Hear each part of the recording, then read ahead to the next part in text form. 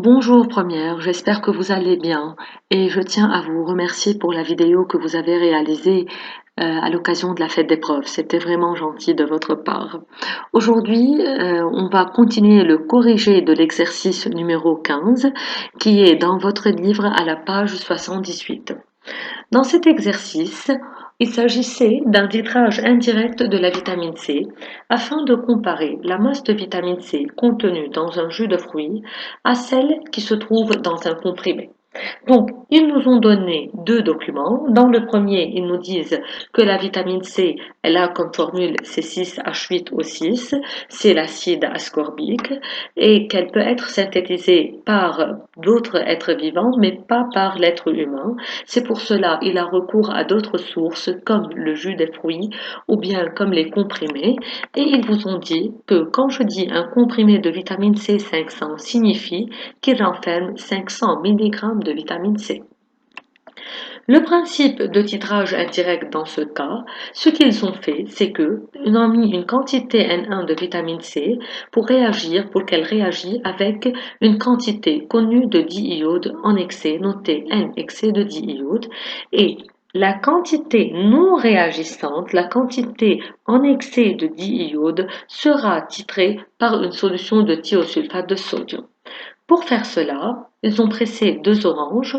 Le volume obtenu, c'était de 88 millilitres. On a pris 10 millilitres de ce volume.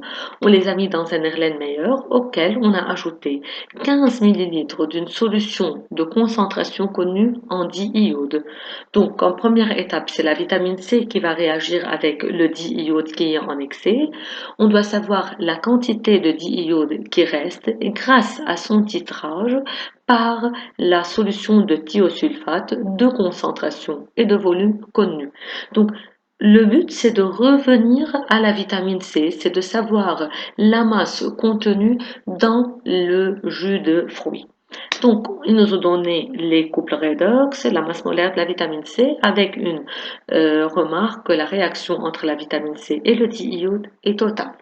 Donc, commençons tout d'abord à voir que, d'après le document A, je peux savoir ces deux informations. Je peux tirer l'information que la vitamine C a cette formule brute et que signifie comprimé de vitamine C 500. Et dans le document B, on peut savoir que dans un Erlenmeyer, j'ai mis 15 millilitres de jus de fruits contenant la vitamine C avec 15 millilitres de I2 de concentration connue et ce qui va rester, le diiode restant, sera dosé ou bien titré par une solution de thiosulfate de sodium de concentration connue et de volume connu. Donc, ce qui est inconnu ici, grâce au titrage, ce que je peux déterminer, c'est le nombre de moles de I2 en excès qui a resté, qui n'a pas réagi. Ici, on s'intéresse au nombre de moles car grâce au nombre de moles de I2, je peux revenir au nombre de moles de la vitamine C et je peux retrouver la masse de vitamine C. C'est un dosage appelé ou bien un titrage appelé titrage indirect et précisément c'est un titrage par différence.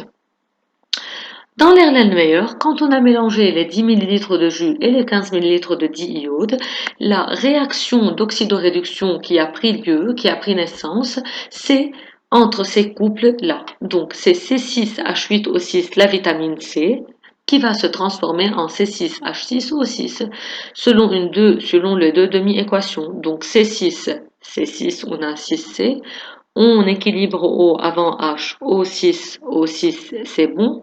Ici, j'ai 8H, dans ce cas, j'ai 6H, d'où l'idée, c'est d'ajouter 2H+, et afin d'équilibrer la charge, j'ajoute 2 électrons.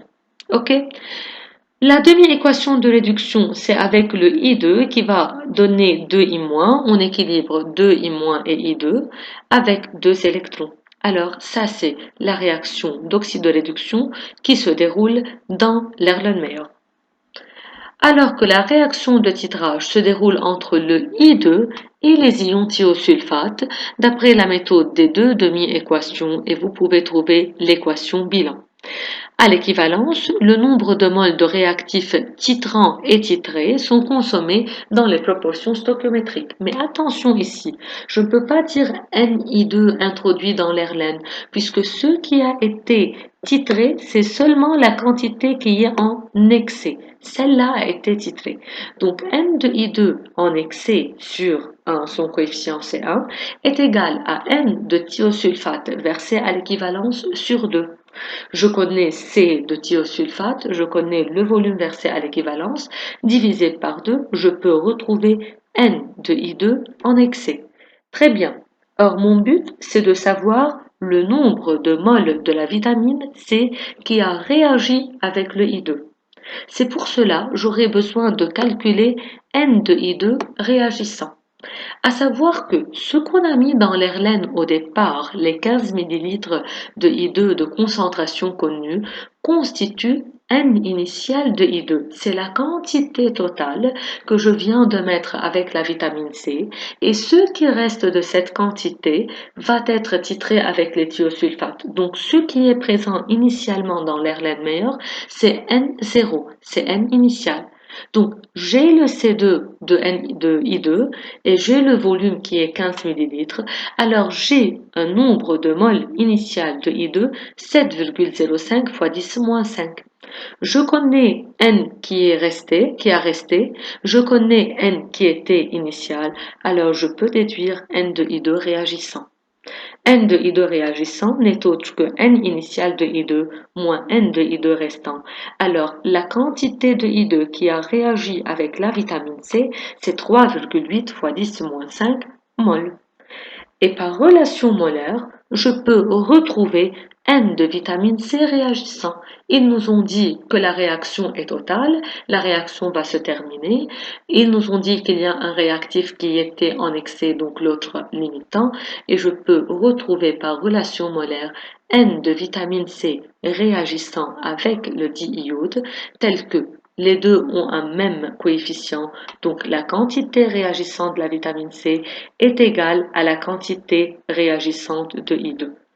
Donc, N de vitamine C qui se trouve dans les 10 millilitres de jus d'orange que je viens de mettre dans l'airlaine meilleur, c'est 3,8 fois 10 moins 5. Je dois savoir quelle était la quantité de matière de vitamine C dans les 88 millilitres. S'il vous plaît, dans ce cas, attention. Les étudiants ont l'habitude de dire le nombre de moles ne varie pas, c'est la même. Attention, le nombre de moles est conservé uniquement dans le cas d'une dilution et non pas dans un tel cas. Si je prends 10 millilitres de jus d'orange, ça renferme pas la même quantité de matière que 88 millilitres. Attention très bien à cette remarque. Lors d'une dilution, c'est vrai que le nombre de moles ne varie pas. Supposons que je suis en train de diluer là le diiode. Donc si j'ai mis une quantité Ni2, même si j'ajoute de l'eau, je ne suis pas en train d'ajouter de I2. En ajoutant de l'eau, on dit le nombre de moles de I2 est conservé uniquement dans le cas d'une dilution. Mais dans ce cas, si je prends 10 millilitres de vitamine C, ça va renfermer une quantité de matière. Et si j'ajoute cette quantité, si j'ajoute le volume, donc le nombre de moles va aussi varier. C'est pour cela, vous pouvez le faire tout simplement par un tableau de proportionnalité. Le nombre de moles était tel dans 10 millilitres, quel est le nombre de moles dans 88 millilitres? Et donc, dans 88 millilitres, c'est 3,8 fois 10 moins 5 fois 88 fois 10 moins 3 sur 10 fois 10 moins 3, je peux déterminer le nombre de moles qui se trouvent dans les deux oranges. Mon but, c'est de retrouver la masse qui se trouve dans les deux oranges. J'ai le nombre de moles, j'ai la masse molaire, et je peux déterminer qu'il s'agit de 5,89 fois 10 moins 2 grammes.